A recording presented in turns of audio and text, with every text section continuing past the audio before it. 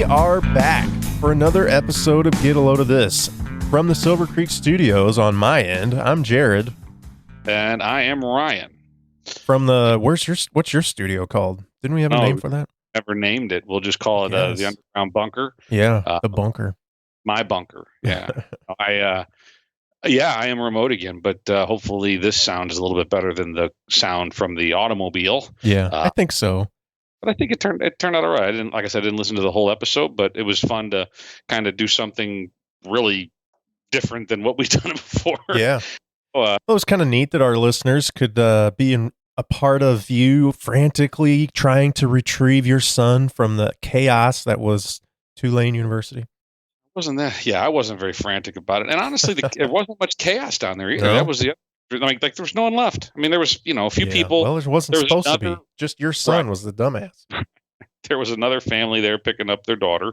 And we kept just kind of walking past each other, this dad and I. Yeah. It was just a series of the bro nod, like, hey, right. What's up? We both know neither one of us are happy to be there right now. Right.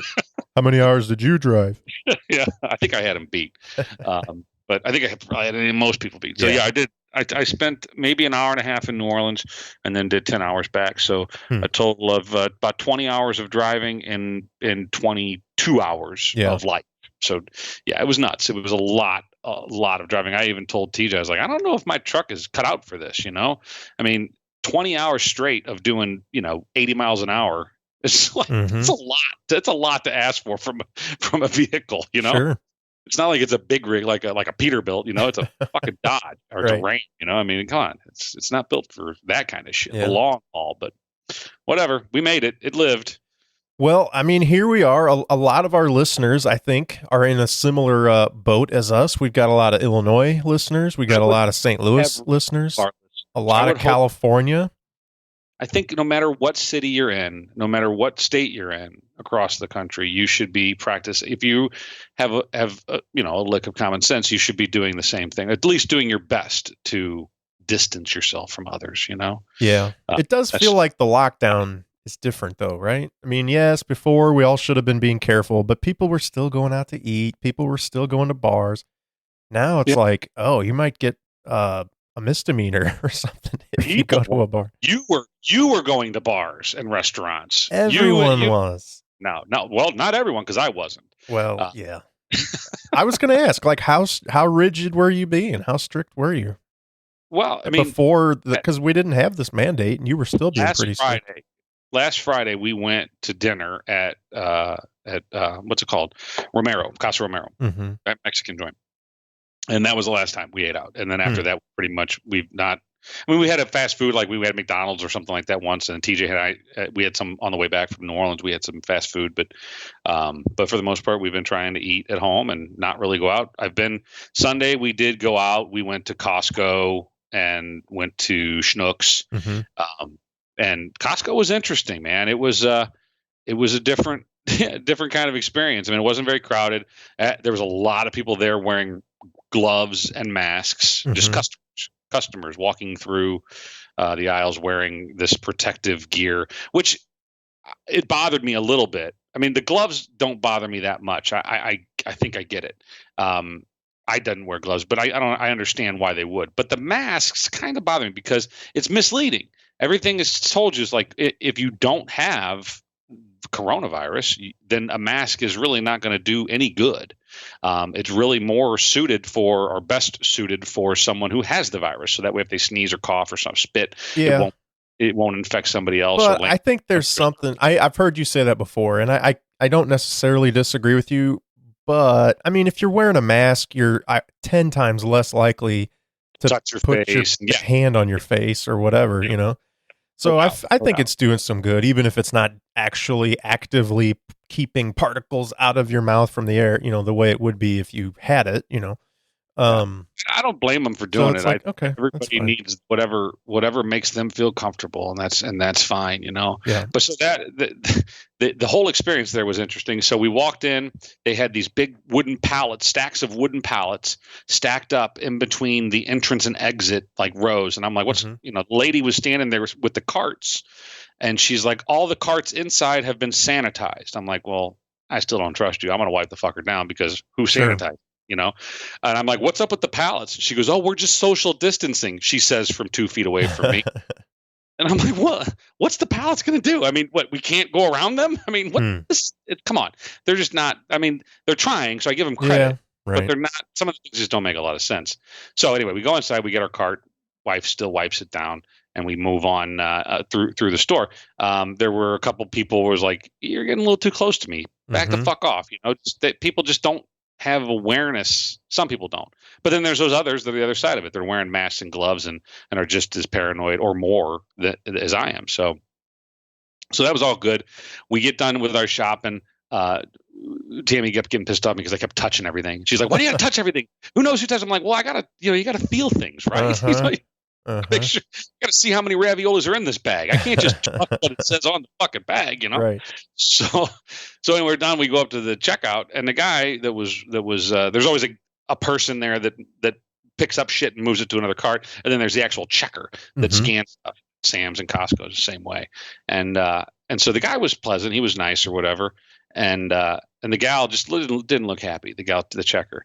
And so I go to hand her my card, and usually they take your card from you, they scan it, and then they place it on top of their keyboard on their register. Well, this time she didn't touch my card. She scanned it with the handheld scanner and never took it from me. And I said, "Oh, you don't need to hold my card for the entire transaction anymore?" And she kind of again like looked bitchy at me. She's like, "No, well, obviously in light of things, we're not doing that." And I'm like, I get it. I'm just I'm being a smart ass that you never needed to hold my card at that time. And it's honestly one of the biggest annoyances. Just scan the fucking thing and hand it back to me. It's one less thing I got to work at the end of this transaction. Not a big deal, but just an observation that I made. And so I finally broke her down. She got my jokes or my attempts at humor, and she lightened up a little bit. And the guy was, they were getting together. They're like, "Yeah, everything changes. We're not supposed to touch anything. We prefer that you use if you have a credit card with the touchless, like RFID, do that. Just bip it on the thing, just as little touch as possible." I was like, right on. So she hands me my receipt.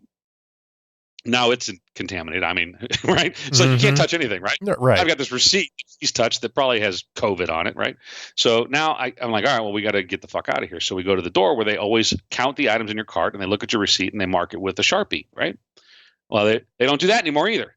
And I was like, oh, well, so now you don't need to count the items in my cart, so anybody can just, whatever. All the rules change now. All the things that annoyed you about secrets out. You can just go to the. Just load your cart up, man. Walk right out. They're not count. They're not looking at your cart anymore. The rules are changed, but those are just. I mean, they're not huge things. It's just observations like how we've changed. Like, and then we can fold that into education, into working from home. All these people that for years, specifically like call center employees that had been told for eons that, "Oh, no, we can't have you working from home. There's no way we can manage that. There's no way we can do that." And ta-da, everybody's working from fucking home. Yeah. It makes you wonder how much that will change as far as there's always been, my company doesn't really like people to work from home. They're very good about allowing it. If you're sick or your kid is sick or whatever, they got no problem letting you work from home that day or the next day or whatever. But they don't really promote it. They don't want everybody working from home because I think they're afraid of productivity issues and all that, which makes sense.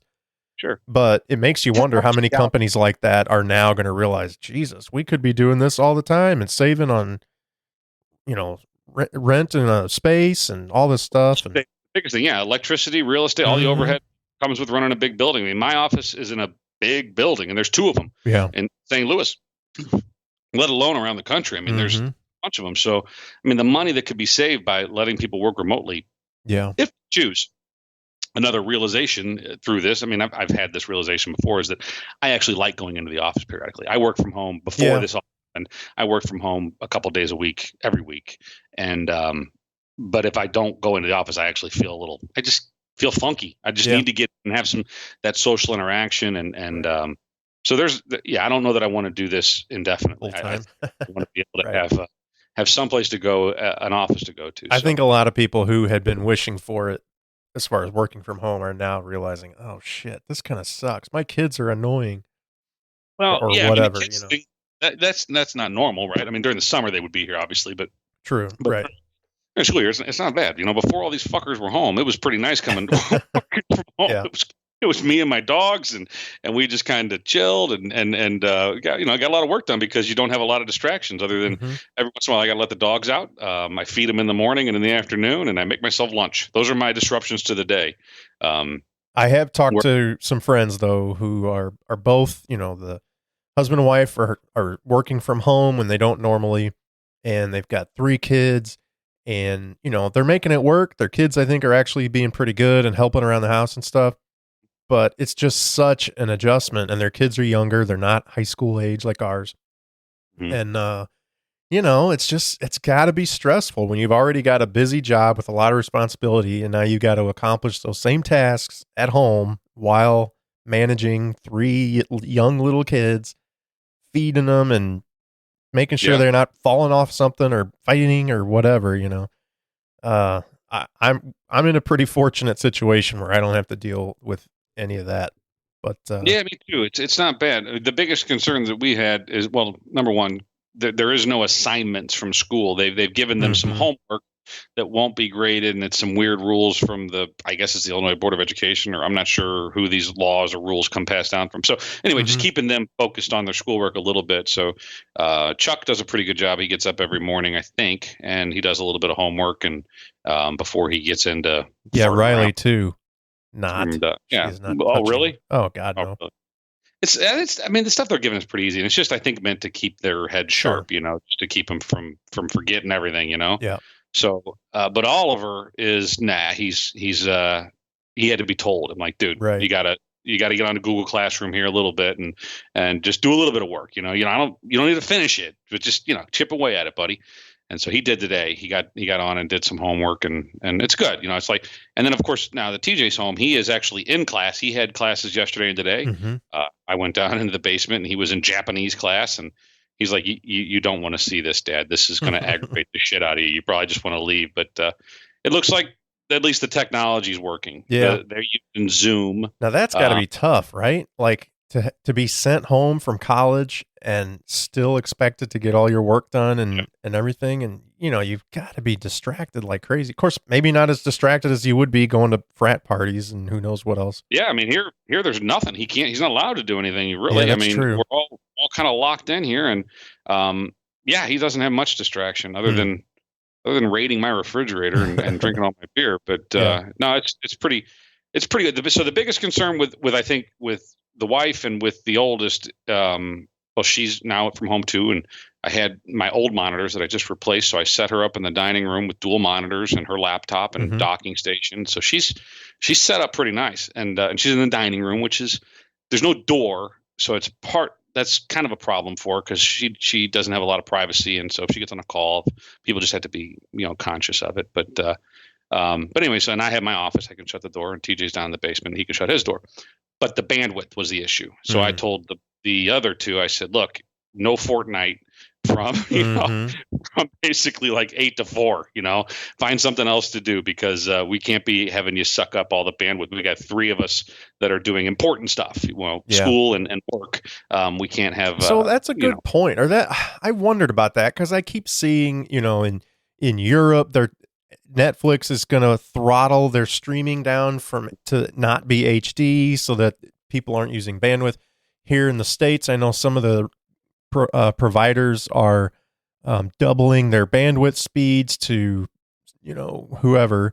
And I'm like, I mean, we have 100 meg service, and I actually think now the new standard for Charter is 200 meg. Yep. Like, what how is anybody using all of that? Like, I'm getting 200 pretty consistently now, and I used to not. So I pay for 200. Okay. But every time I've tested, and I do a speed test in the past, and I usually get around 150, which is what they say. They're like, well, we guarantee up to 75% of what you're, if you say you're getting 100 meg service, we guarantee up to 75%. So you'll get, right. Follow. So 75 megs, right?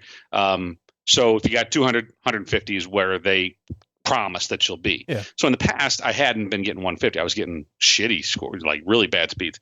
So they came out and gave me a new modem, and I was doing pretty good, but still not even touching 200. Still, in the mid 100s, 150, 160, something like that.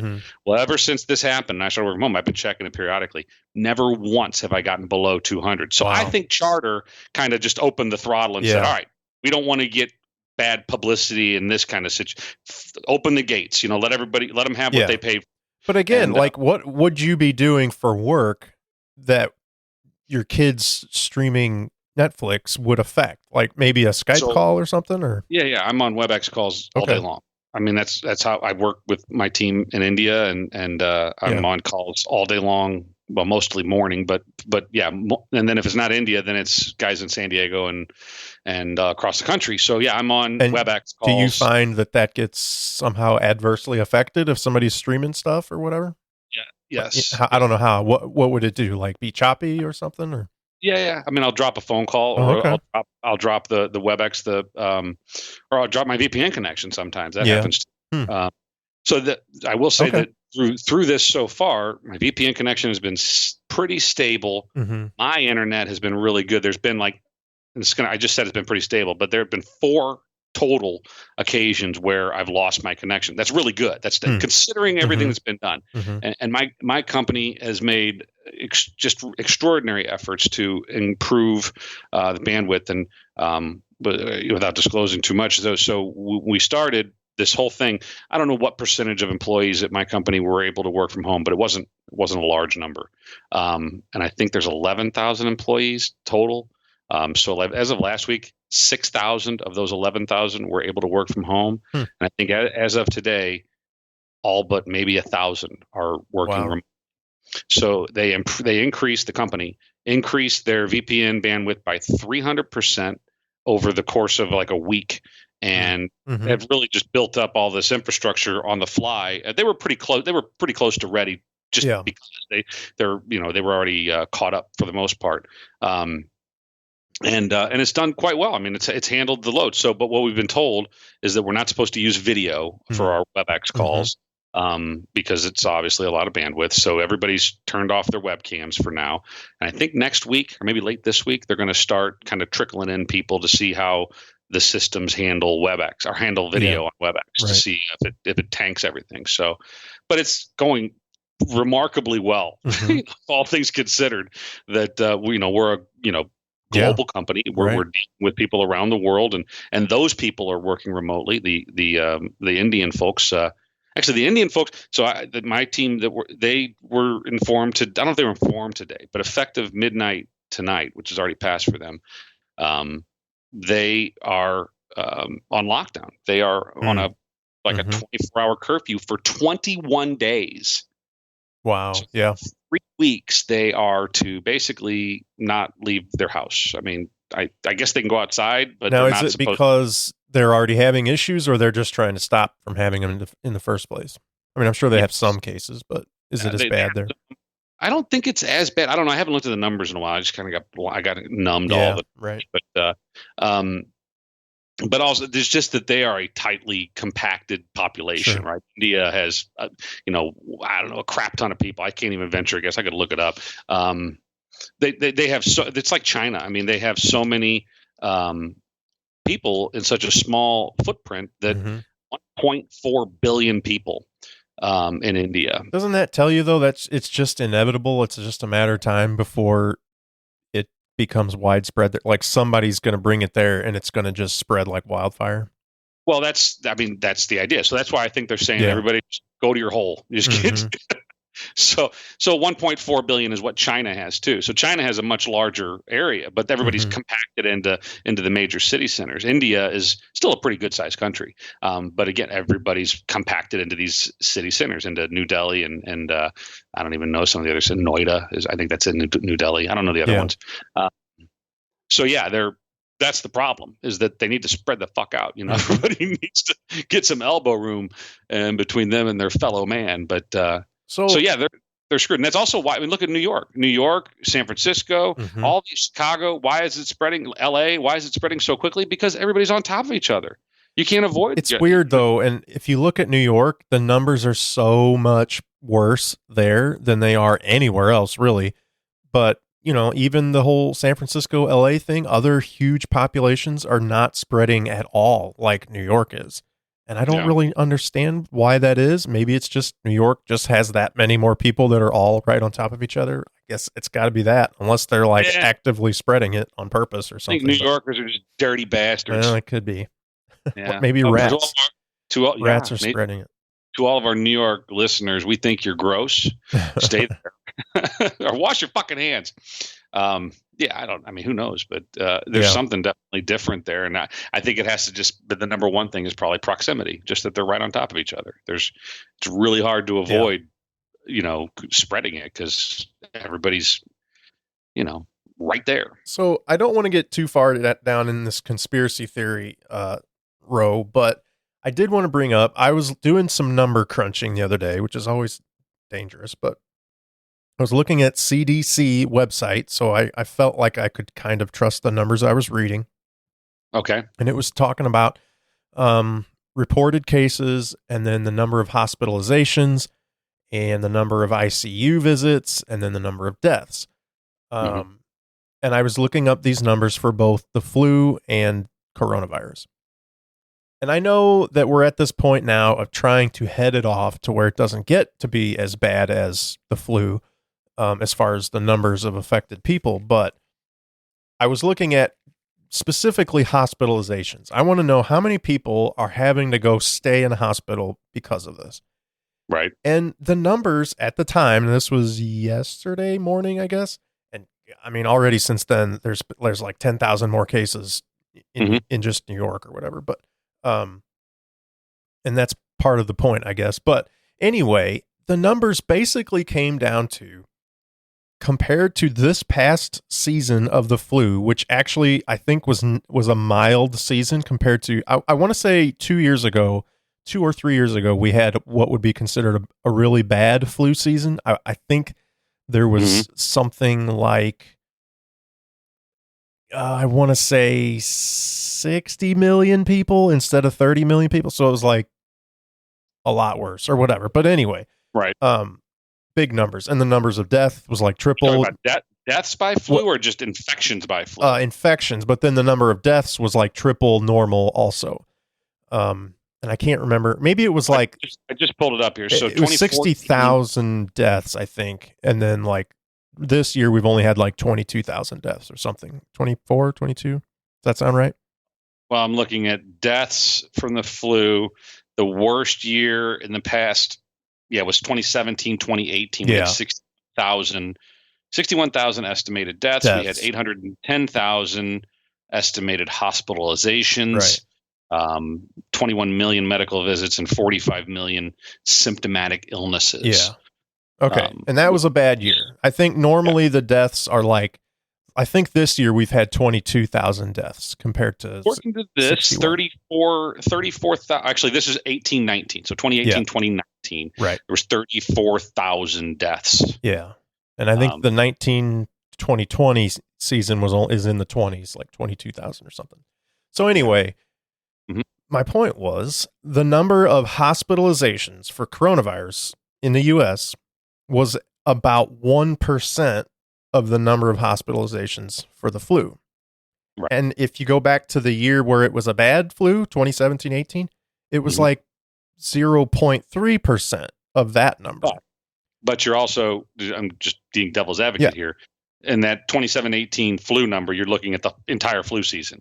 And now we're looking at from December, not even December. This thing really got to the U.S. in January, late January even. Right. So we're looking at a month and a half of data as opposed to an entire flu season. So, we're also at the bottom of the curve. We're at the the beginning of going up the roller coaster. But my point is, what we're being told is that we're out of ventilators. We're out of hospital beds. There's no masks available. We have to fabricate them out of straw hats and shit. It's like, I don't know that I think depending on what news source you're listening to, you're hearing that. I think if that for the most part, I think what I've heard is that we are at risk of losing that. And that gets into the flattening the curve thing. So the flattening the curve argument is that if you imagine a chart, just a regular bar or a line chart, right? And it has a straight line that goes across a horizontal axis, okay?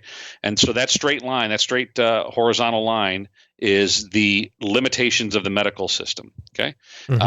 So the idea is that if we stretch out the curve, which is below that, it's a normal bell curve underneath that dotted line of the capacity. If we flatten that curve out so that we constantly stay under the capacity limits of the medical system, then we won't stress the system. Less people will die, and we won't ever have a shortage, and we'll be able to accommodate everybody who gets sick. Here's the problem: is that we don't know if that estimate, that dotted line estimate, is accurate. We have no idea what that, what we need to, what this capacity needs to be. It's all just kind of a educated guess at this point. So we could be doing all these things to flatten the curve, including decimating our economy, and ruining businesses and ruining livelihoods. And I imagine there will be deaths unrelated to the flu or to COVID-19, but related to economic factors. Someone that loses their business or goes broke and ends up committing suicide. I imagine there will be impacts there. So it's a balancing act, and it's a morality question. It's like, well, where do we draw the line?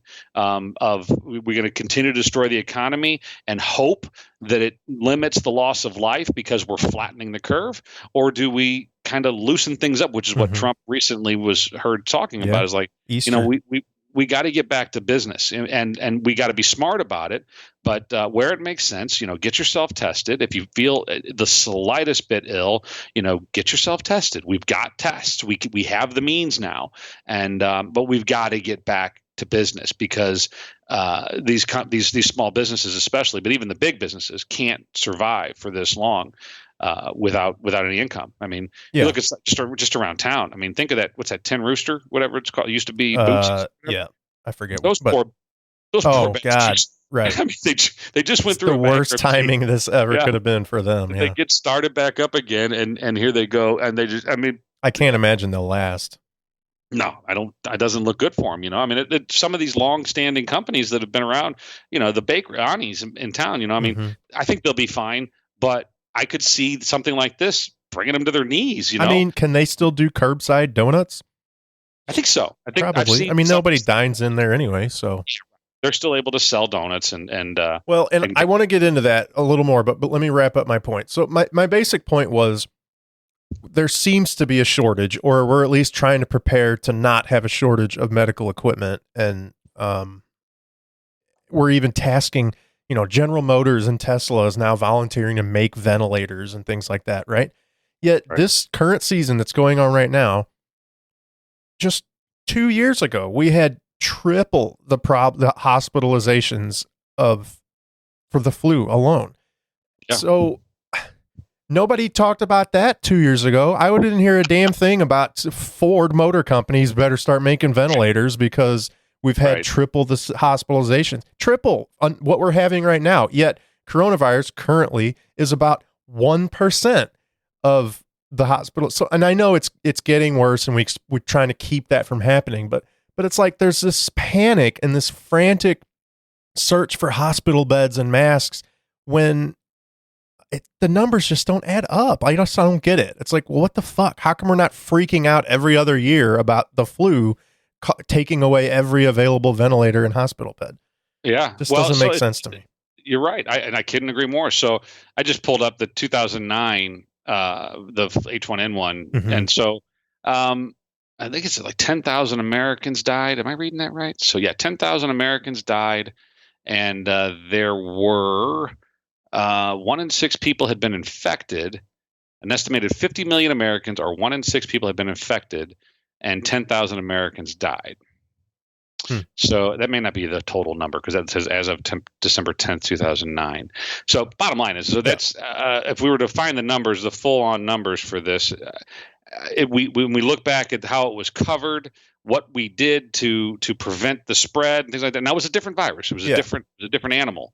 So what I've heard is that it actually killed too fast, right? It was a much more deadly strain. It killed you before you could spread it to anybody. Right. So which is kind of a good thing, I guess, that it didn't give it a chance to really get too far. But regardless, the actions that were taken were nowhere near what we're doing today. Right. And you wonder, why? What's the difference other than this that it killed faster? Why did we? It was just as unknown as this one is. Maybe a little less. I don't know. There was other strains of H1N1 that were out there, so maybe we already had some intel on it, if you will. Right. But regardless, I mean, if we're taking all these precautions, why didn't we then? And why is it that the way that Barack Obama handled the management of that crisis? I mean, he did declare a national emergency. That actually happened, but we didn't hear shit about it. We didn't hear a fucking thing about it. No, it's because Twitter wasn't as popular then, if it even existed.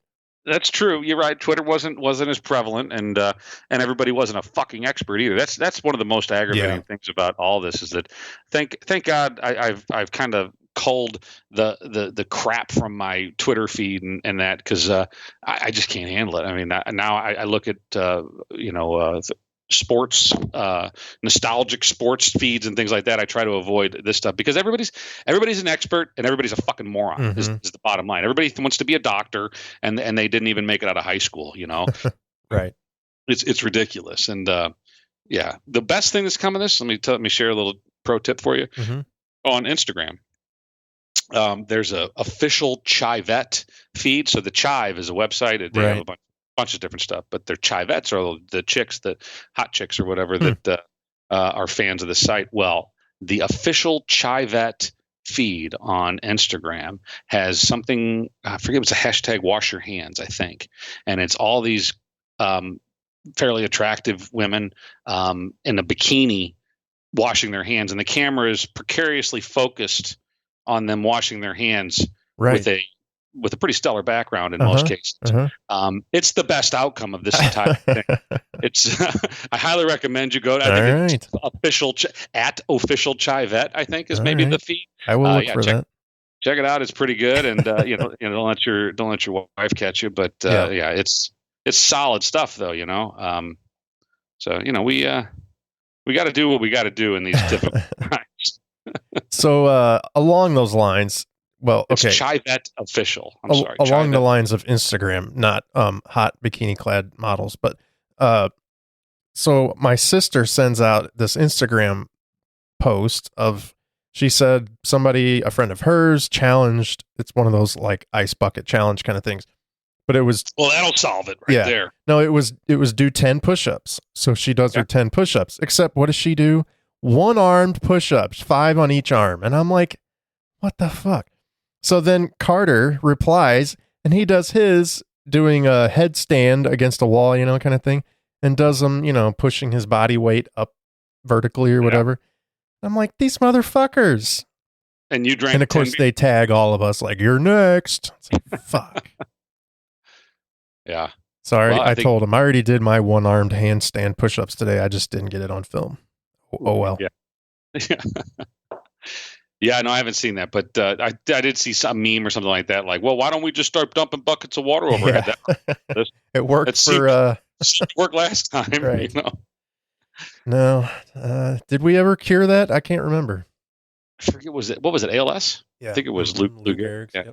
Yep. From what I understand, that is still a problem. I think that people are still suffering from that disease, despite the amount of ice that was used through that. Right. Yeah. There was a massive shortage of ice. I think they had Ferrari stopped making cars so they could start making ice. Start making ice. Yeah. Right. It only makes sense. Yeah. Yeah. Anyway. No, that's what you brought up with the numbers on this stuff is kind of goes back to the conspiracy theory thing that it's not easy to find all this data compiled in one spot where you can see these trends. I think I said that on the last one too. It's like that would make me feel a lot better if someone would just compile all this information. It's like, here's why in simple, unbiased terms, here's why you need to be a little bit more concerned this time. Here's the numbers. Yes, they're lower right now, but if you look at a trend line from 2009 or from 1957 or from 1918, whatever, you look at a trend line, you'll see that this is much worse because the trend is spiking. It's a hockey stick chart as opposed to this slow, flat bell curve. If it was something like that, just provide me with the data, then I'd be like, oh, okay, yeah, I'm sold. I'm pretty sold as it is. I'm not disputing, and I think everybody should wash your hands and stay at home and get the fuck out of my way. But it just I still have questions. Maybe some people just need to shut their brain down and stop thinking about it. Maybe I'm one of them. But yeah, I mean, it's like some things just don't add up. Right. I know. That's like I said, I don't necessarily consider myself one of these conspiracy theorists that around every corner is a good conspiracy. But it's like just explain a little bit more about this. Stop trying to freak everyone out. And if you have reason to believe, and I get it, we're trying to head this off before it becomes, 1 million people that have it. We're trying to keep it at under 100,000 or whatever. But still, it's like you're presenting this case for panic over hospital beds and ventilators, and I just don't think that it adds up yet. Now, I'm looking at it right now on Fox News. They have a live updated tally of total worldwide cases and then U.S. cases and deaths and U.S. deaths. But it also shows the last 24 hours, what the increase has been. So currently, right now, I'm looking at it says there's 53,268 confirmed cases in the U.S. And in the last 24 hours, there's been 10,054. So basically 20% of the confirmed cases happen in the last 24 hours. That's pretty crazy. Alarming. But see, here's the problem with what you said, 53,248. I'm looking at that ArcGIS website, it's the Johns Hopkins site. Yep. That is 53,740 in the U.S. Yeah. So why the disparity? Why? Well, you got to update your feed. I'm looking at they need to update theirs. Well, I'm saying somebody needs to. Yeah. I'm looking at Bloomberg has one that says 52,952. Now they flat out say last updated 6:35 p.m. So 2 hours ago, and they're about 300 cases behind. I just refreshed the page, and we're now at 54,812. Nope, it just went back down to 53,740. See, I'm telling you what, man, nothing's reliable. Right? These numbers, it's all just a simulation. None of this is real. We're all just, this is the Matrix, man. Now, along those lines, when I was reading on all this stuff for the flu, I found some interesting things. There's all these numbers about how many people get the flu, and it's like crazy. It's way more than you realize, right? It's millions. And then the number of deaths is, tens of thousands every year from the flu in our country. Right. Way more than anybody, I think, really realizes. But when I'm looking up all these numbers on the CDC website, they're saying how so much of this is estimated. There's an entire category. There's an entire web pages committed to the estimates of these cases. So these are not confirmed cases when they say, oh, this is how many people got the flu. These are estimates based on, it's like Nielsen ratings or something. And then along those lines, they talk about how many people were prevented from having the flu because of vaccinations. Again, that's one of those things well, of course you can't really know that, but it's like, well, they're just guessing based on these other numbers that are a guess. And it's all just what are we talking about here?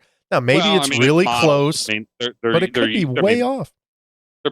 I think they're pretty well established models. And I agree that we should be able to do better than shouldn't we, right? At this point, especially I'm looking at this pyramid that's on the CDC website, illnesses, and the range the low end is 9.3 million. The high end is 45 million. Mm-hmm. That's a big fucking range. 35 million person gap.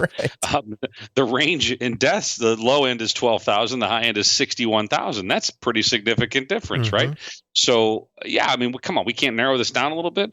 But I guess it all depends on so many factors. Like you were saying, there's bad years and there's good years. Yeah. There's years, as we've discussed the vaccination stuff a little bit, there's years where the vaccines, they hit it on the head, and they know what strains that they need to vaccinate for. So the vaccines work very well, and it prevents almost, not all cases, but it prevents a great number of a high percentage of cases. And then there's years that they miss the mark, because every year it's a bit of a guess by the scientists or the CDC or the World Health or whatever, where they say, well, we were pretty sure that this is the strains of flu that are going to be present this flu season. And they say, all right, we're betting on this, and they make the concoction and start shooting people up, but they sometimes miss. And I think that 2017 where the numbers were so high, they missed. Yeah. There was a strain that was out there that was just influenza, but it was a strain that was not covered in the vaccine. Yeah. So a lot of people got sick that normally wouldn't if they had hit the mark. So, well, I read something that was not a perfect science, you know? Well, and that's the other thing. I'll talk on that before I move it on to my point. One thing I was reading about was they basically said the effectiveness of the flu vaccination is around 50% anyway. And it depends on the demographic you're talking about and all that stuff. But I think that we get in our heads, it's like, oh, I took the vaccination, I've got 100% effectiveness, I'm good to go. And it's like, it's not really true. But anyway, so one of these alarming things that I was reading about in China, they've got, I don't know that they have a vaccination yet, but they're working on something and they're doing all these models on how effective it's going to be. But it was pretty alarming. They were talking about just the normal percentage of people who are going to have adverse effects of whatever the vaccination or treatment they give them is around 1%. It's like 0.5 to 1%, and it can go a little higher. Mm-hmm. But this is not just like, oh, you might have,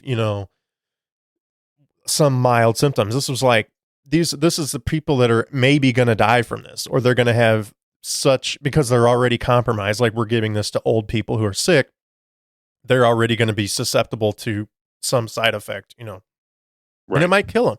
And so, but they're saying it's a fairly small percentage, but they're saying if you give this to everyone, then that small percentage, that 1%, which is already 10 times the number of the flu, people who die of the flu, it's basically what we're talking about with coronavirus, with COVID. So it's like, now you're in. We talk 1% of the world population. Is that what we're saying? Well, it was of people who get the treatment. So now they're saying if you give this to everyone in China, now you're basically guaranteeing about 1% of the people you give this to are going to die or have like serious side effects and have to go to the hospital and be on a ventilator and all that shit, whether they recover or not.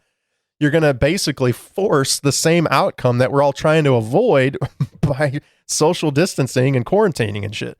So they were like, does that really make sense either? Like, yeah, we found this quote unquote cure or treatment or whatever, but the numbers, or you don't know, the expected numbers are pretty similar to what we're seeing with hospitalizations and death rates from this. So it's like, again, not necessarily percentage wise, but total. Like we're trying to avoid flooding the healthcare system. Let's say it's 12% of corona infection are hospitalizations. Say it's only 1% of hospitalizations with this vaccine. But if you give it to everyone in your community and your population, well, now you just made up the difference. So anyway, basically they were saying that we might have the same problem if we administer this treatment to everyone. So I don't know. It's kind of, it seems like a lose-lose. Right. Well, here's my take on everything you just said. I'm couldn't be more pleased that it seems like you may have turned a corner on the vaccination topic. Well, I think it would be an interesting case study to talk to some of the anti-vaxxers. Not you. I know you're not a full-fledged anti-vaxxer, but the others out there, like the celebrity ones, like the Jennifer. What's her name? Not Jennifer. But the one that's married to Jim Carrey. Yeah, Jenny McCarthy. Yep. To talk to people like that and see, like, hey, how you feeling now, Jenny? Right. What's going on? What's going on in your world? I mean, I think it'd be interesting to see if anybody's changed their tune a little bit on these things. Because I mean, I think if there's the benefits, the positives that come out of this is that people are studying this more. They're more aware of how filthy they are.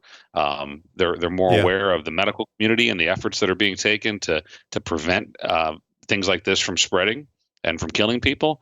It's opening people's eyes, I think, mine too. I mean, I'm not by no means a fucking expert on this stuff. Until about 4 years ago, I was like you with the flu shot. And then my doctor's like, dude, you're being fucking stupid. Get the flu shot. It's going to help you. And so I did. And he made sense. I was like, all right, yeah, sound, whatever. Let's do this. And I haven't gotten the flu since. And not that I ever got it before either. So who knows? I don't know if it fucking works or not. I'm going to laugh when they find out that everyone who's come down with coronavirus had a flu had the vaccination flu shot, and like that well, made them considering susceptible to this. we can't even figure out if they're male or female or how old they are or if they have pre-existing conditions. The amount of information on these victims, if you will, air quote victims, because not all of them. I mean, they're all victims, I guess, right? They're all victims, sure. But I'm saying the ones that have died. Like you look at the death rates. It's like there's a woman over 70 in Orange County. It's like we can't get more specific than that. Come on, man. I know. You can't tell me that she's 73 years old. She was overweight. She had fucking emphysema, and she contracted this because she just took a fucking cruise. We can't get we got to be able to get that granular with this stuff. So I was thinking about that actually just today, about if you wanted to really make sure everybody started quarantining and you were upset with the fact that people are still going to Buffalo Wild Wings at night, or even worse, if you really wanted to guarantee that you got some FEMA funding from the national government, you could invent a death or two from coronavirus and not give any different information about who that person is. Just be like, a 75-year-old male from somewhere in the southern part of the state died today. Oh, really? So there you go. There's your point from when we started talking here. Is like you say you know two people, coworkers that are somehow they know somebody that knows somebody that is positive or that may be exposed. What? I mean, are they positive? Did they test positive for it? So I'm not sure about that. I will say at this point, I don't think either of these, kind of a friend of a friend sort of thing, has tested positive, but they're being told to quarantine because they were around somebody who may have. It's one of those like, maybe, I don't know. Right. Not a confirmed case for sure. May as well get in your basement and shut the fuck up. Right. Yeah. So here's the basic fact of that point is that you don't know anybody that has coronavirus. No. I don't know anybody that has coronavirus. Furthermore, I don't know anybody that knows somebody with coronavirus. Now, that's maybe I don't have a large circle of friends, so that I'm not a good test case. The closest I've got is that on Facebook, a young lady that I used to work with, she like, I guess, shared a post from one of the St. Louis cases. A young lady died. I think she was maybe 30. She was a younger, like African American gal that in St. Louis that I died yesterday or the day before.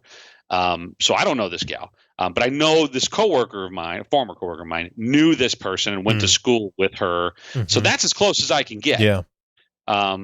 But also, since she was younger too, which is kind of scary also. But they're like, oh my God, now it's impacting these young people and that the government's lying to us that it can kill everybody. It's like, well, no, they said from the beginning that if you have pre-existing health conditions or you're immunocompromised, that it could definitely impact you. And the picture of this young lady, not to disparage her in any way, I'm sure she was a wonderful person, but she was clearly a little bit overweight. Who knows if there was other conditions that were going on? She may have been pre-diabetic. And there's a lot of things that could have impacted this. So it's not like she was the picture of health and she was she was a marathon runner and she got this illness and just suddenly died. She had other things going on, which is what they've said from the very beginning.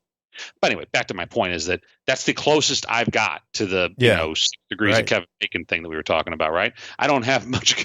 So it'd be interesting to know how many people actually know somebody. Not to say that this is a complete false flag deal, right? Where there's it's all just wag the dog shit. Government's making it all up, but damn it, I want bodies. Show me the fucking body bags. Right. We haven't seen any of that. All these thousands of hospitalizations. I haven't seen hardly any news coverage of somebody in a hospital bed, like dying of coronavirus. And there's been almost 700 deaths. I mean, have we seen any footage of a funeral or a body being taken out? I mean, I'm not saying it didn't happen. I'm just saying, isn't it a little weird with all the coverage of this? We haven't seen any of that. Right. Well, and the most famous person to be contracted is Tom Hanks. And every time picture you see him, he looks fucking fine. Great. Yeah. And he's like 72 or something, right? Can you imagine what we would be doing if this was like an Ebola type virus where you're bleeding from every orifice and like your organs are shutting down? Like, what would we be doing if that was what was going on? This is like maybe a respiratory issue that might affect some people who are already dying.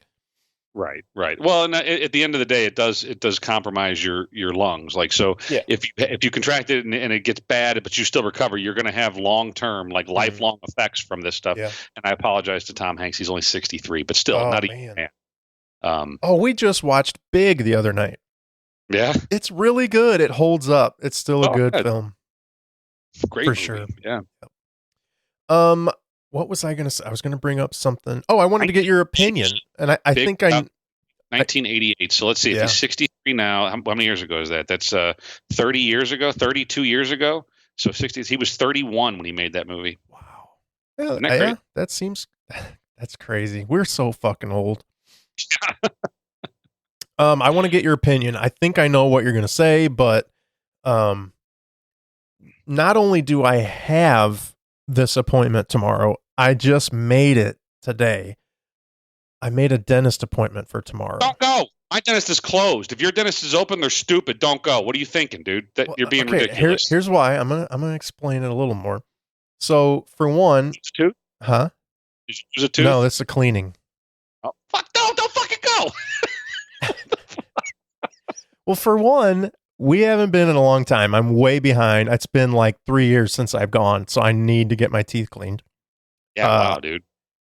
And I'm taking my daughter too, so she's going to get a cleaning. She's in the same boat. It's been a long time since she's gone. So we need to go as far as that goes. Huh? No, both are going to have cavities. I want a cavity count. No, it's crazy. I went 20 years between cleanings at one. Like the first time I went to my current dentist, it had been like 20 or 25 years or something. And I just assumed I'm going to walk in here and my teeth are going to be terrible. And he was like, oh, wow. Yeah. You don't have any cavities. Your teeth are fine. They need to be clean, but he's like, they're fine. I think that's more of a genetic thing than anything.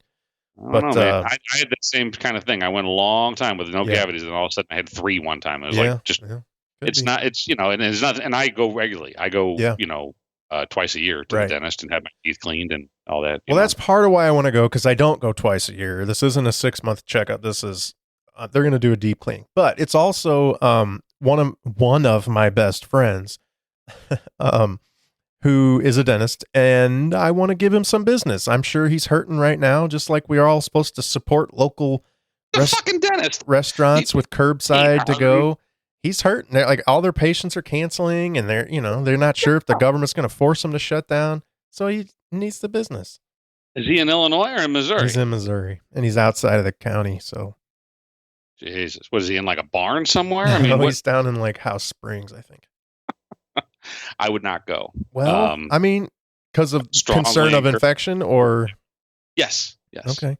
I mean, it's not like he's constantly putting his hands in other people's mouths all day. Yeah, no, that never happens. Yeah, no, I mean, just even look. I mean, just getting there. I mean, I know you're not going to get it. You get in your car, you go. You're not going to get in your car in between here and there. Right. But I mean, but just the idea behind this, what we're doing is that we're supposed to, not do that kind of thing.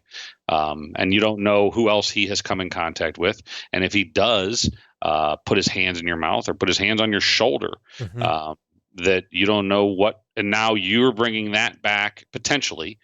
You're bringing that back across the state line into Waterloo, and potentially your daughter and whoever they may come in contact with into your household. Right. I mean, yeah, it's a domino But effect. we don't do that with the flu or anything else. We don't sit there and go, nope, sorry, doc, I'm not coming over. I might get the flu. Well, I guess the difference is, and I mean, it goes back to we've beaten this to death, but the difference is that the flu is not as unknown, I suppose, right? Yeah. We know how to treat the flu. We know that a lot of people get vaccinated for the flu. We know that there's ways to manage it. Yes, people are going to die and they're going to get pneumonia and things like that. Usually those are old people or sick people or the very young. But with this, it's like, yeah, we don't know. We need to do everything we can to nip it in the bud, because otherwise it'll just continue, and it'll just continue until either it infects everyone and either you survive and you're then immune, or you're dead.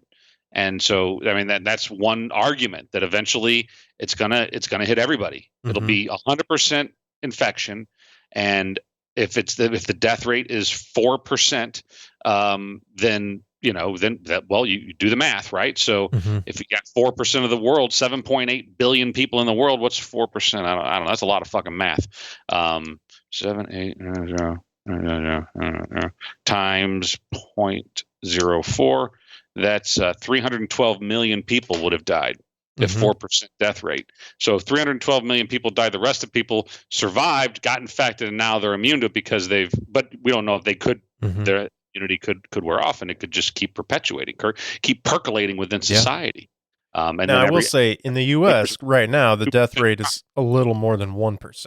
It's not the 3 or 4 that we were told, but worldwide it might be because different healthcare Check out Italy. Check out Italy's numbers. Right. Italy's numbers are crazy. Yeah.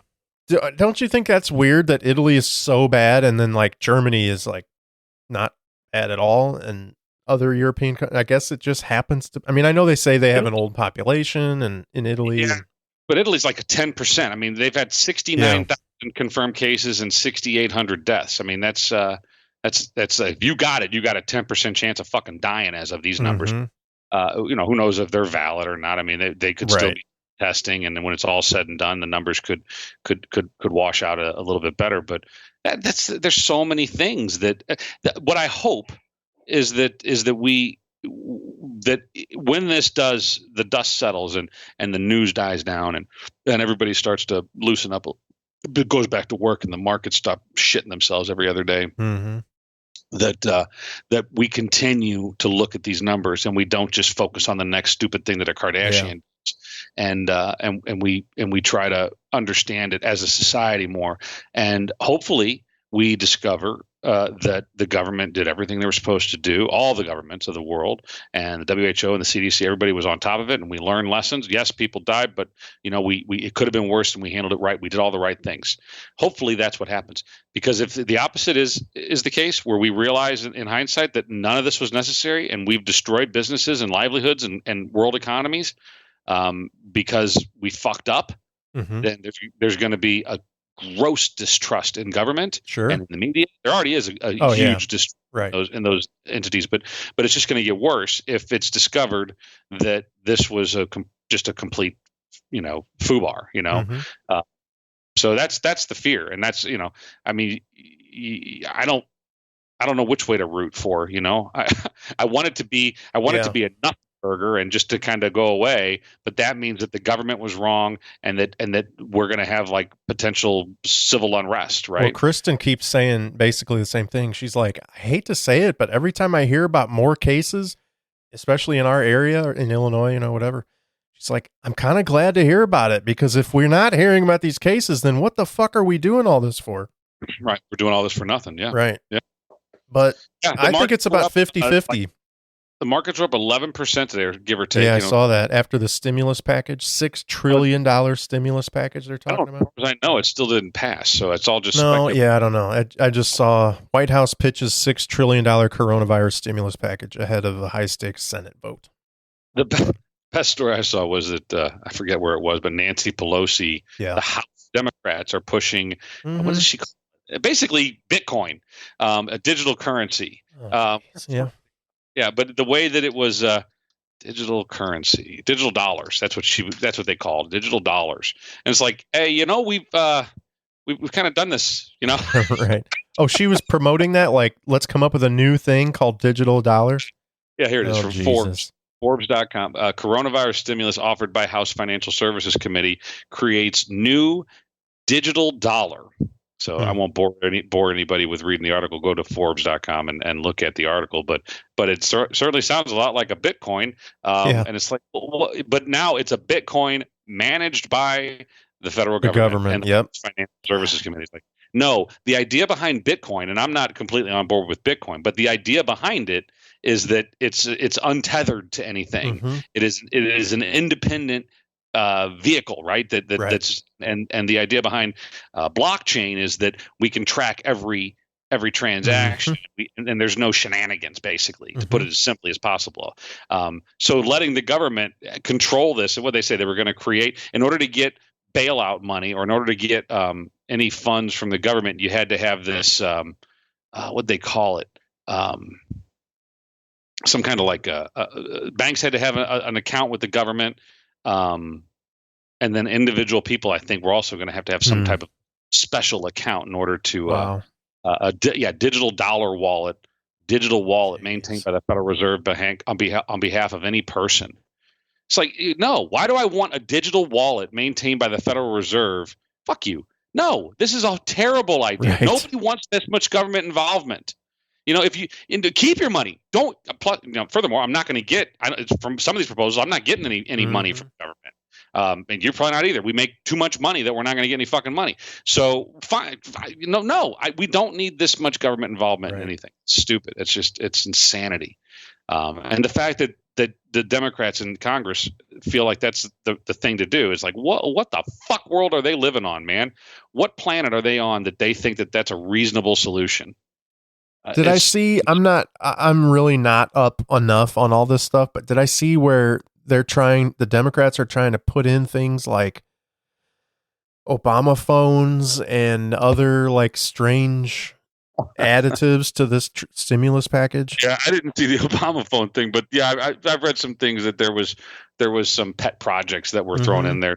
There was some environmental things, some carbon footprint stuff for the airlines. Yeah. It's like, well, let's not worry about that right now. Right. Let's worry about getting they were trying to hold the airline. Like, well, in order to give them money to bail them out, we want them to be forced to implement some regulations on their carbon footprints. Yeah. Like, let's worry about keeping that industry alive at this point. It's a X billions of dollar industry that's going to be completely decimated after this. We want to do everything we can to keep it afloat, because think about how many people are employed by it. Not just pilots and air traffic controllers and stewardess or flight attendants, whatever you want to call them, but the mechanics, airplane manufacturers. There's so many. I can't even. Who knows how many? The number of people that are employed by that industry. And that if we just say, no, we're going to hold this up in Congress because we want you to put a muffler on a fucking 747. Fuck. I mean, they're just being assholes, and they clearly don't care about this issue. If they did, there would have been urgency a week ago. We've been done with this. Well, I'm not a fan of the knee-jerk stimulus package. I'm not saying it's not necessary. Maybe it is, but it feels like we are just putting our country into so much more debt, and we already are in a ridiculous amount of debt, but we're just piling on and just creating money out of thin air. Like, where's that coming from? Well, tax dollars for one, but basically it's coming from borrowing even more from the people we already owe money to. Well, we're printing money basically at this point.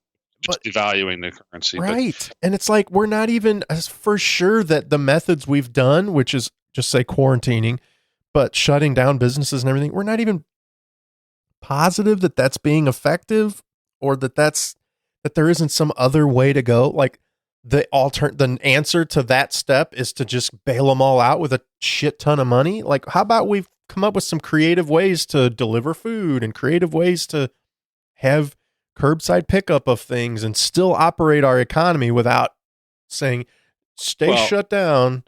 But don't worry, we're going to give you money. Much more. It's so much more than just restaurants and bars and shit like that. True. I know you don't mean to be that simple, but it's the travel industry. It's all the industries. It's Best Buy. It's here.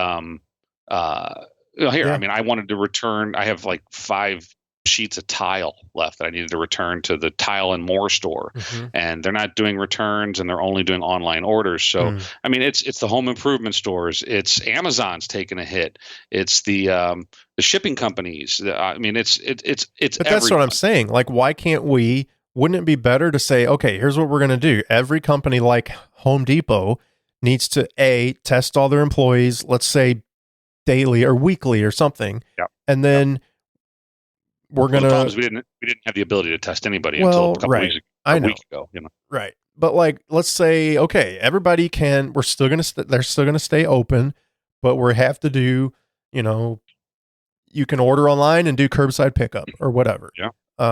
Rather than force them to stay shut down because they're not essential, allow everyone to stay open with certain accommodations that are probably going to suck, and it's probably going to affect your business, but it's better than forcing you to close. Zero. Right. Better than zero. Yeah. It seems like we could try that at least before opting for a $6 trillion stimulus package. But I think that it's going to be twofold, and that even if you were to try what you're proposing, which is that's kind of, I think, kind of what the South Korean model was. They were able to test everybody very quickly and be able to kind of keep people in circulation, and took the sick people and put them aside because they were able to perform the test. So they were able to not get hit too bad. Yeah. We didn't have the capacity to test, and I guess nobody knew any better. Also, look, it is a partisan issue. It is it is politics, because if you look at the states that have shut down, I mean, think about it. The first ones to shut down: California, New York, Illinois, all liberal Democrats running those states. If you look at Missouri and Alabama and Georgia, I mean, these guys, I don't know if any of them have shut down, but they're all Republican-led states. Now, are they right? Are they wrong? Are these governors, these Republican governors, are they being irresponsible? I don't know. I mean, maybe not. But look at the numbers. The numbers are they've got infection, sure, certainly in their states, but it's not any worse than some of these. I mean, Illinois is terrible. Right. New York is the worst. Right. So it's pretty easy to draw some comparisons there, right? So it's definitely a partisan issue, and it has been since kind of the beginning. I think that people, the wrong people, were pushing for, well, we need to shut this down, and we're going to need the government to step in and take control of this issue. And it's like, well, no, because that now we march towards socialism. We literally have people standing in line begging for toilet paper. This is exactly what socialism promotes. This is what socialism, the worst parts of socialism, look like. So yeah, we don't want to go further down this road. We want to end this as quickly as possible, and figure out how to move forward. There's companies that are working, and people are going to work every day. My sister's one of them. She goes, they're doing staggered shifts. So she goes, I think, like every other day, and her coworkers go the other days, right? So there's like half there, and so they're distancing a little bit, but they're going into the office to do work. So it's possible. It's possible to make these things happen. And I think, you look at India, like I discussed earlier, where they're shutting down everything. I mean, that's destroying businesses. You look at what's going on in Illinois, we're like, nope, no exceptions. Everybody shuts down.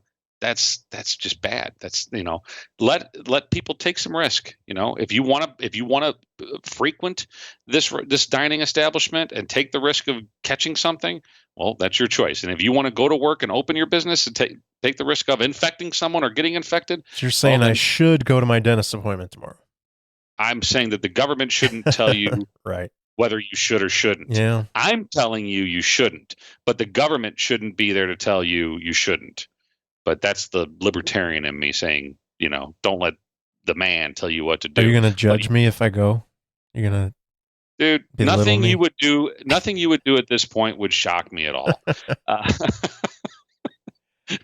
We've been through a lot regarding this the infectious disease discussion. So at this point, man, whatever. I mean, I don't know. I'm kind of torn. Like, at this point, I don't feel like there's this hotbed of infections and death, and oh my God, how could you even think about it? So it's like, well, we still got to live our lives, but we don't have to get our teeth cleaned. So it's like, I don't know.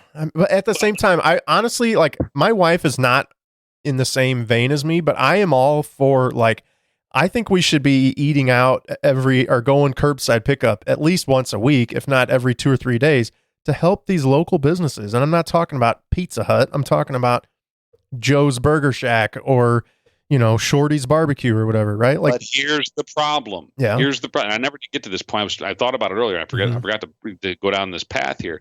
But you don't know what Joe's Burger Shack is doing to prevent the spread of this disease.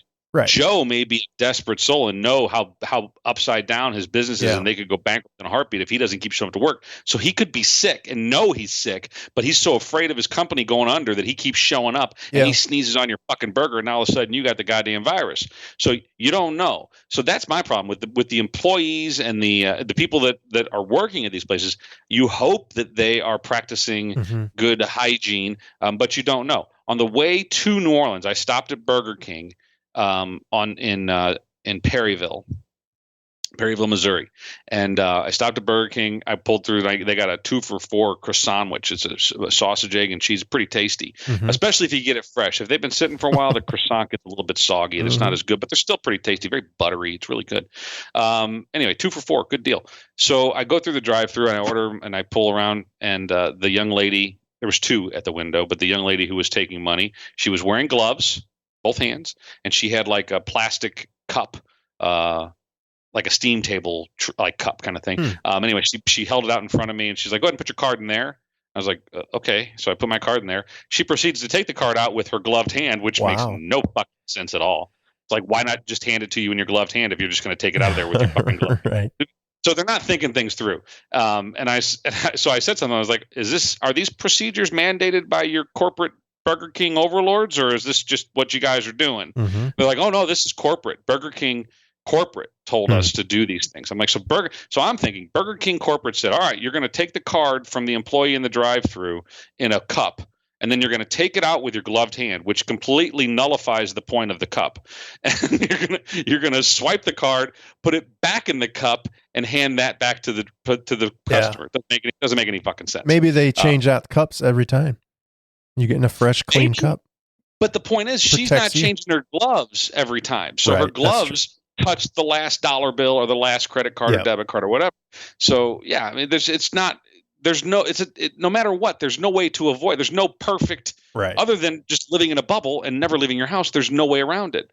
So now contrast that Burger King experience, and they were doing their best. I give them all the credit. But I think the Burger King corporate folks need to think a little harder next time. But on the way back, TJ wanted Taco Bell. He was hungry is what he said. And I was like, man, I don't know. I think we just need to get home. We got like 3 hours. We'll be home. You can eat something at home. He's like, I'm really hungry. I'm like, I'll stop at the gas station and we can get some chips. And he goes, well, and then I start thinking like, well, who touched that bag of chips? I was like, who knows? Right. So I'm like, well, fuck, that's not safe. I mean, you can't mummify yourself. What are you going to never touch a thing again? I mean, come on. Well, right. So I mean, at some point you have to kind of throw caution to the wind and be like, well, fuck it. I got to eat. We're hungry. So we decide we're going to go to Taco Bell in Burkesville, Mississippi. So if I die, coronavirus, it's a pretty safe bet that the Burkesville, Mississippi Taco Bell infected me. Right. So keep that in mind. You all heard it here first. So we go through the drive-through. We order our food. We get around to the window, and the young lady working the window is she's nice enough, young gal, but she's not wearing any gloves. And who knows how many debit cards, credit cards, cash, coins, whatever she's touched since she last washed her hands. Right. Who knows if she's touched her face, touched her nose, touched whatever. And now she's touching all of our stuff, including my credit card. And she goes, you wouldn't need any hot sauce. I said, yeah, we're going to need some hot sauce. So she reaches into the bucket of hot sauce with her gloved mitt and grabs a fistful of hot sauce and then throws it on top of my food in the bag. Yeah. Now the food's all wrapped in paper, which I guess is fine, but you don't know where that paper's been either and who's touched it. Hopefully they were wearing gloves, but it just becomes like, well, fuck, I'm going to die. Today's the day. This is it. Yeah. So, but, TJ if you go get your own groceries at the grocery store, every one of those packages was put there by a stock worker, who stocked the shelves, and everything's been touched by somebody. So what are you going to do? Taco Bell hot sauce is the unknown cure at this point to coronavirus, and that we may have stumbled on something. And that's why we will survive the. And it's tasty to boot. So yeah, it's not too bad. If it is the cure, it reminded me of what's the movie with the guy from. It's called Evolution is the name of the movie. And it's, what's his name? David Duchovny's in it. And they're fighting aliens. It's not a very good movie. It's actually a pretty shitty movie, but they're fighting aliens and they discover, spoiler alert, they discover that the one thing that the aliens are vulnerable to is dandruff shampoo. What? Okay. The active ingredient in dandruff shampoo, whatever the fuck it is what actually hurts these aliens. So they have to go to Head and Shoulders and get like a fucking truckload of it so they can try to kill the aliens. Anyway, it's a pretty silly movie, but not David Duchovny's finest work. Anyway, funny though, but principle. Maybe it's Taco Bell hot sauce. You never know. Have the scientists tried that? Maybe it's sriracha. Right. Come on, let's think about these things. I mean, that's from China. The virus is from China. Come on. Yeah. It all makes sense at this. Yeah. Is it the Chinese virus? Is that what we're calling it? Yeah. Fuck it. We'll call it whatever you want. I mean, these people that get upset about that, they're just trying to nail Trump's ass to the cross on whatever you fucking grab onto. Yeah. And that's, I think what they don't realize is it's hurting them. And in the long run, it's not helping them at all. It's not helping the politicians that are trying to do it, the governors of these states that are trying to blame everything on it. It's not helping them because I think the majority of people see right through it. And more lately are just tired of it. And they're like, look, we're talking serious shit here. 6 months ago, we could get away with maybe, the orange man bad stuff and get pissed off. And I'm just like, all right, we got to fucking start getting along, try to figure out some problems here. Right. We got to solve some problems. We can't be pissing and moaning about, well, I want my Green New Deal. No, fuck that. Now it's time to stop the bullshit and start acting like adults and stop the partisan crap. It's just, come on, man. Yeah. It's common sense. But we're about an hour and 20 minutes in, so maybe we should wrap it up. Probably should. And but I think it's interesting. We're all in this. It's like a new world now, right? We're all, not everybody, but a lot of us are working from home. We can't go out to these businesses that we're used to going to. I know, for instance, my brother, he doesn't even stock food in his house. He's a bachelor. He goes out to a bar or restaurant every day to eat. So this is like a huge culture shock for him. I'm sure there's a ton of people in New York that are like, that's just how they live. They go out every night for dinner and drinks and whatever. They don't have a kitchen full of food. It's got to be culture shock. Isn't that a good thing though? I mean, maybe not for your brother or for some of these other single folks that just rely on the restaurant industry to serve them on a daily basis. Each their own there. But it's a good thing from a family perspective that I presume you and maybe your daughter might still be eating in her room because I don't know how much. Totally. But regardless, you're making meals at home more. A lot of families are eating dinner as a family. It's kind of a good thing. It's something that we've gotten away from. The family unit has become kind of disjointed. And if there's another positive that could come from this, other than the Chivette's official Instagram and they're shaking titties while they wash their hands, then it's the family unit might be a little bit closer. Because of being quarantined together. So maybe that's the goal here. Maybe hopefully it's a good thing. Of course, it might be driving everybody up the wall, and they're about to all give up their kids for adoption. Maybe. I know we're at an hour and 20 minutes in, but that's one of the aggravating things. I'm still on Facebook. I uninstall it. I reinstall it. I got to just get rid of the fucking thing because it's one of the most aggravating things in the world. I'm just going to shut the account down, but it's so hard.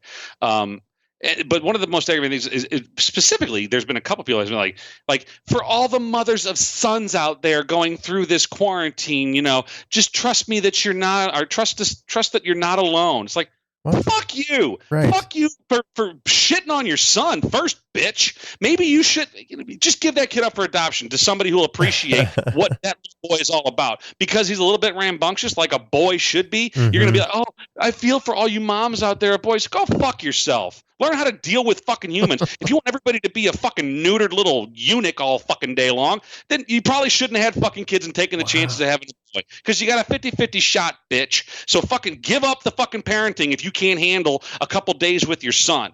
There's that one. Man, this is coming from a guy who only has sons. So he thinks he's got it all figured out. I have two nieces too that I've been extremely active in their life since birth.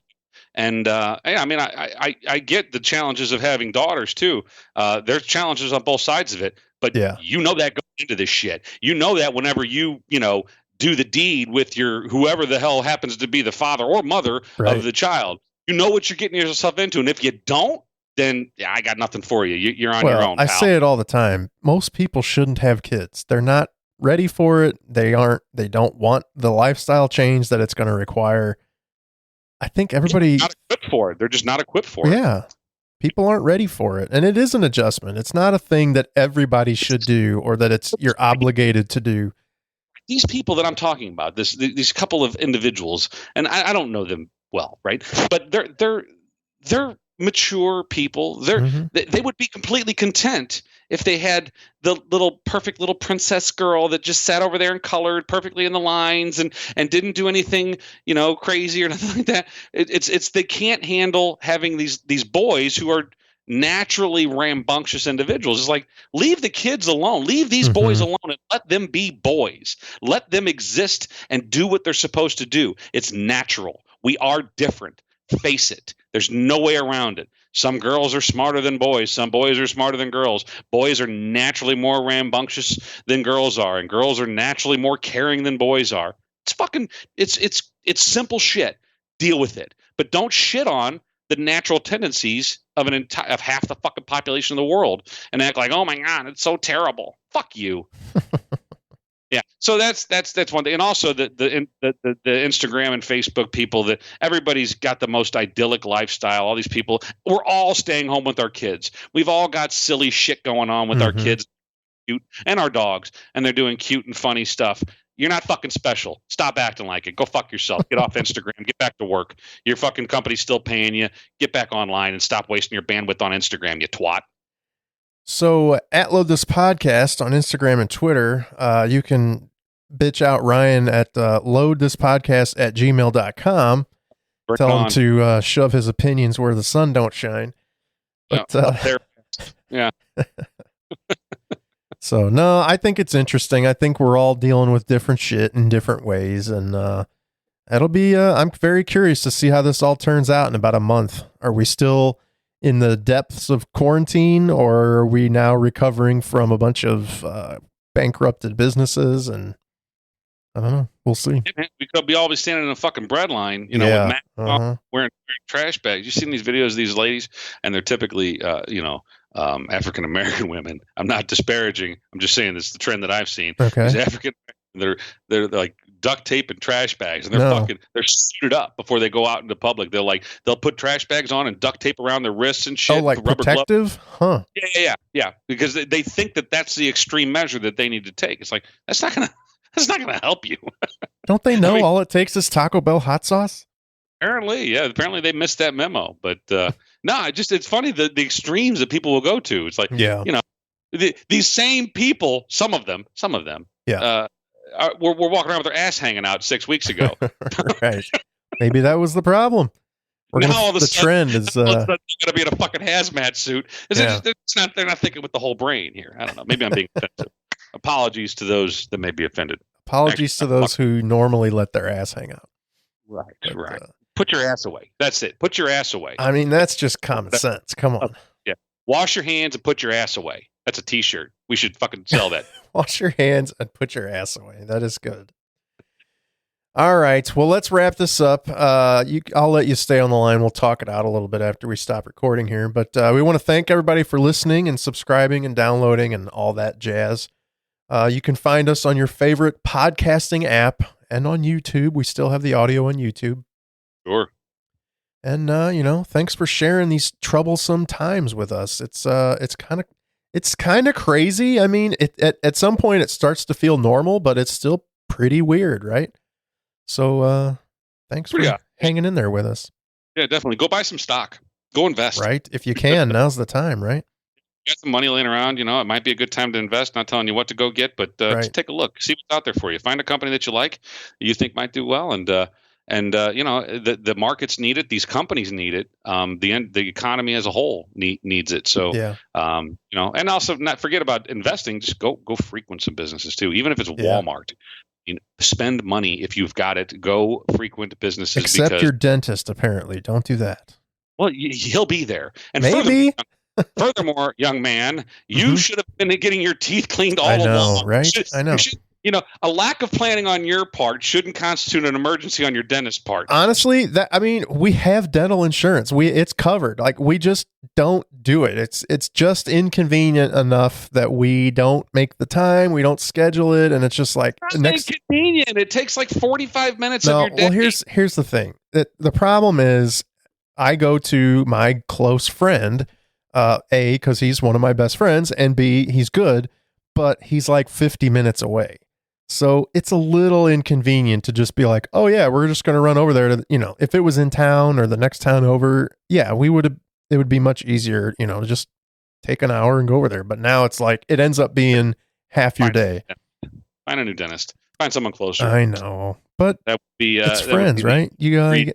It's like family first. So I'd say if you're dealing with a plumber or a carpet layer, a laborer or something like that, or you need someone that a painter or something like that, then yeah, you get a buddy that that does help him out, he helps you out, that kind of thing. But a dentist, he's got business, man. He doesn't need your fucking he'll be fine. He's gonna have enough customers. Maybe the dentist down the street and you're in town here, they may need your help.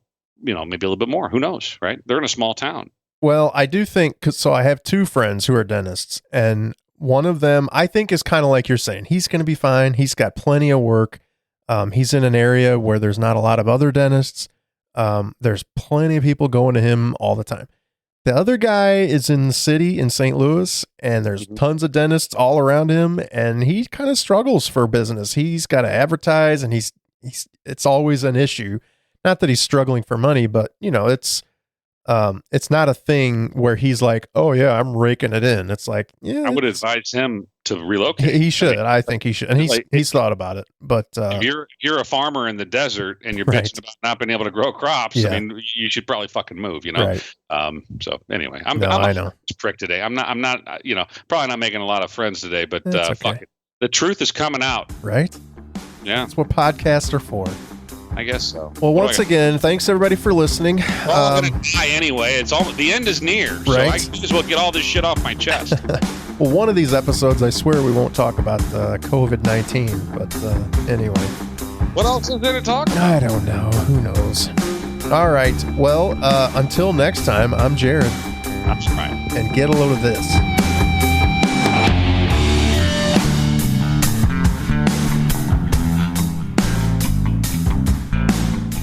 So, are you recording right now? I have hit the record button. Yes. Shit. All right. I'll edit out. You gotta tell me these things, man. You got, I'm not. Yeah, that's like a violation of some broadcasting law or whatever, right? Got to tell the person they're on the air. Now it is. We just made it part of broadcast law. Podcast law. Yeah. You are being recorded. Yeah.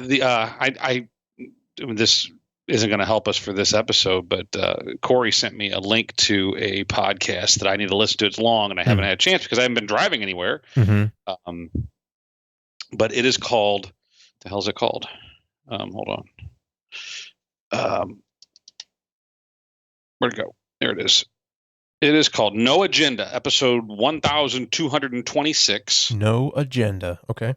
And it's the guy, I think I was telling you about, Adam Curry, who's the former MTV VJ. Yeah. The 80s.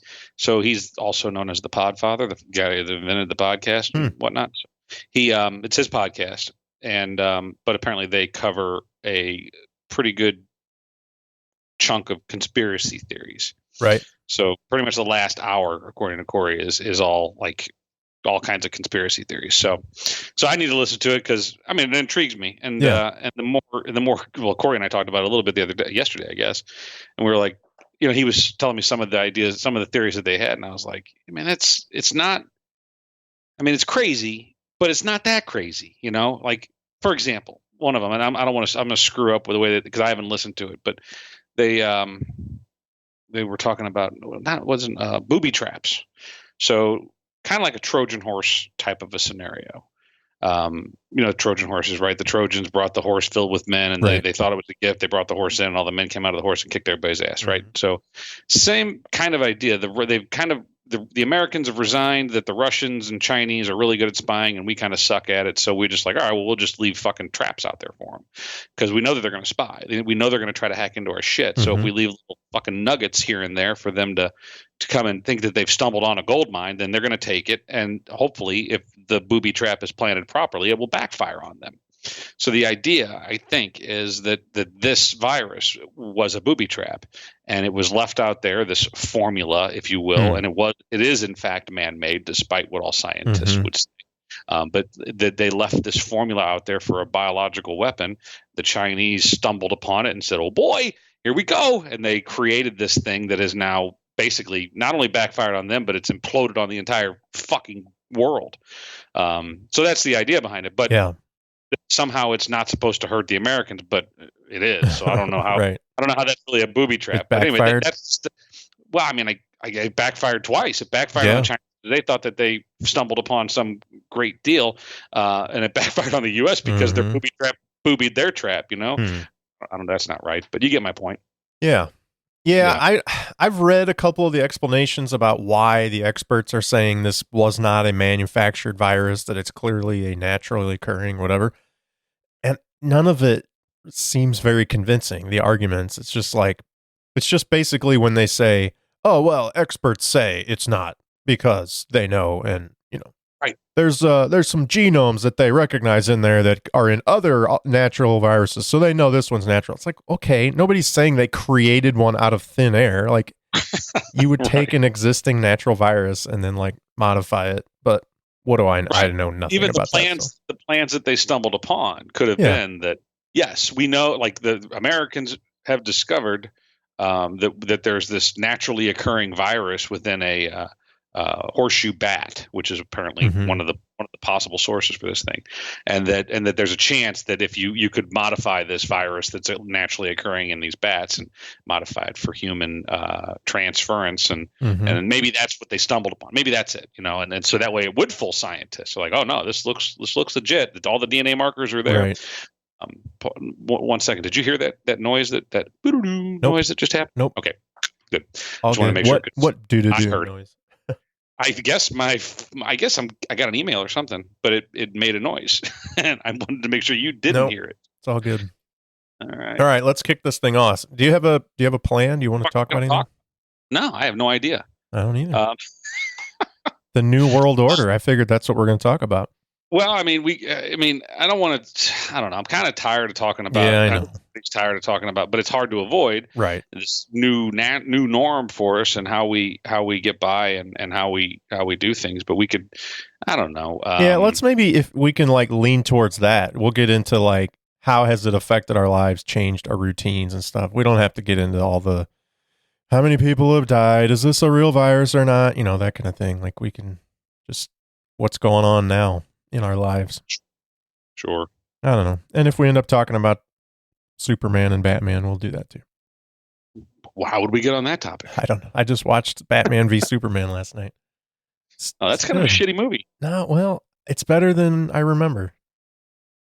Probably because you didn't pay $12 to see it. So. Well, that might be. No, and I actually did. I paid like $30 for the Blu-ray, but oh, okay. I had the Ultimate Edition, which adds like a half an hour of footage, which actually makes the movie a lot better. It's not just like bullshit deleted scenes. It's like actual story that makes sense. Of Superman getting the shit kicked out of him more by Batman. Basically, yeah. It's not very realistic because there's no way Batman could do that to Superman. He uses kryptonite. Come on. It doesn't matter. Superman's smarter than that. It's not realistic, I mean, come on. We're talking about, as you say, the world's greatest detective who never really solves a crime and everybody escapes on his ass. They're all in Arkham. What are you talking about? Versus a true Superman, a superhero, the man whose superheroes are named after. I mean, he's Superman. Everybody else is named superheroes after Superman, right? Come on. Well, there is the one line in the movie where he says something like, "Stay down. If I wanted it, you'd be dead already." And it's like, yeah, that's true. Superman says that. Right. Yeah. Yeah, I mean, that's the reality. Superman's too fucking nice. Yeah. Because he could end all this shit. Like even if you go back to the Christopher Reeve Superman, was that Superman 2, the one with Zod and right? Isn't that 2? I think it's 2. Yep, 2. He could have ended that. But even though they were on an even plane with him, he was. I think if he really wanted to, he was familiar with the lay of the land. He was familiar with Earth. He could have easily fucking wiped those assholes out. Right. But he's just too nice. He's He's too good. He's too pure. Well, and that's that's one of his weaknesses, right? All these villains try to take advantage of that. He's too nice. Too much of a good guy. Anyway, all right, let's start this thing off. And is actually a villain. Can you argue that he's a villain? I mean, he's kind of got a mean streak. He's kind of a dick sometimes. Superman? I mean, no, Batman. Oh, Batman. Yeah. Definitely, like, in later depictions where he's older and all that, yeah, they definitely have said, well, what would he be like when he's old? He's going to be an asshole. Yeah. Yeah. All right. Let's anyway, go. all right.